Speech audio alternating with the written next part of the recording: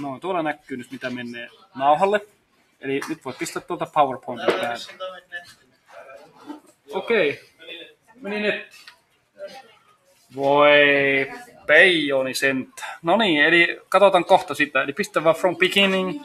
Tuolla näkyy, että jakaminen on käynnissä. Ja nyt sitten vaan pälätät sinne mikkiin. Se alkoi jo. Pitääkö se nyt puhua? Joo. Se päläpättää jo. Se on päällä jo se mikrofoni. Joo. Nyt puhut sinne. Hei, Se voi leikata esittelemme tässä. Hei, esittelemme tällä videolla Jäälin koulun 5-6-luokkalaisten tehtävän. Ja tehtävän nimenä on oma elinympäristöni.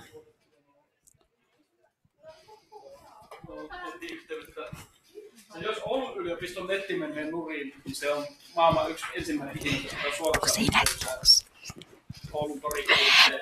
Tehtävän tavoitteena on koota tietopaketti biologian ja maantiedon asioista, johon luontevasti kytketään äidinkieli. Tunnilla virittäydytään aiheeseen keskustelemalla ja jakamalla oppilaiden omakohtaisia kokemuksia aihealueista. Tehtävä toteutetaan parityönä. Työhön sisältyy myös kuomataidon osuus, jossa yksilötyönä kuvataan tunnetila omasta elinympäristöstä.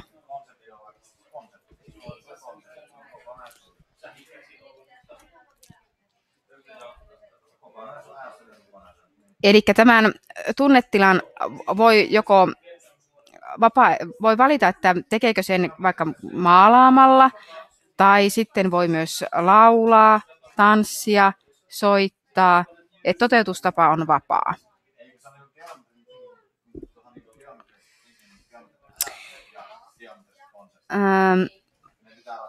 Aloitetaan tehtävä tutustumalla parin kanssa omaan elinympäristöön. Eli käytännössä tämä tarkoittaa sitä, että tarkkaillaan sitä ja kuvaillaan sitä omaa ympäristöä. Lähdetään tavallaan niin kuin suuremmista osioista pienempiä alueita kohti. Eli ensin ihan tämmöinen maantieteellinen sijainti, mihin maakuntaan kotikaupunki kuuluu, mihin lääniin, mitä lähikuntia, kaupunkeja siinä sijaitsee. Ja sitten vielä tarkemmin, että missä kaupungin osassa, kunnan osassa asutaan. Ja sitten kuvaillaan mahdollisia ympäröiviä vesistöjä, minkälaisia puulajeja löytyy lähimetsästä, mikä on se metsän laji, tyyppi. Ja myöskin sitten mietitään sitä, että miten sitä metsää tulisi hoitaa.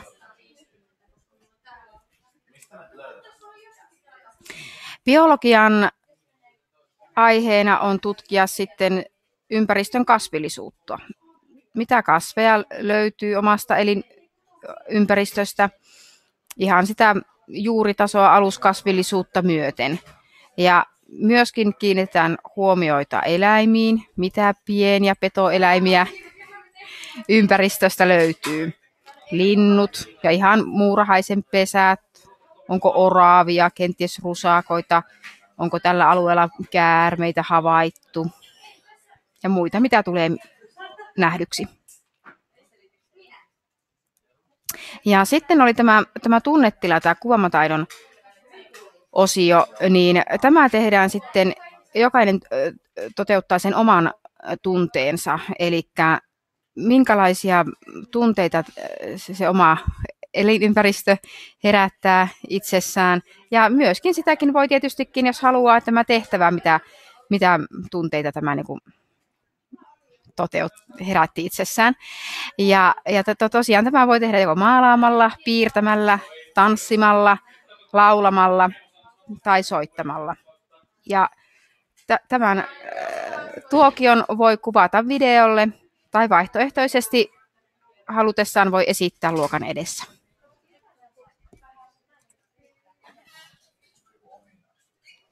Ja tehtävät muuten toteutetaan tätä tunnetilaa lukuun ottamatta parityönä, eli tämä maantiedon ja biologian osuus ympäristön kuvaamisesta.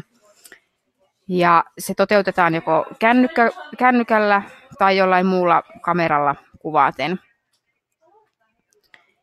Ja sitten myöskin tekstiä kuvien tueksi, eli kuvaavaa tekstiä siitä ympäristöstä, mikä liitetään joko PowerPointina tai sitten puhuttuna versiona siihen videon yhteyteen.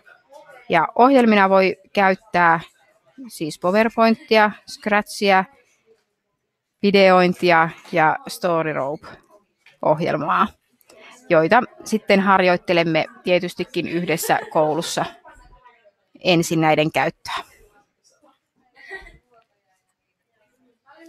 Ja sitten on olemassa aina vaihtoehtoinen toteutusmuoto, eli jos haluaa omia kädentaitoja enempi harjoittaa, niin tämän voi toteuttaa myöskin maalaamalla ja piirtämällä sitä omaa ympäristöä, kuvaten sitä näin. Ja voihan tähänkin vaikka yhdistää sitten tietoteknisesti toteutettua animaatiota. Ja sitten se kertomus siitä omasta eli ympäristöstä tueksi tähän maalaukseen.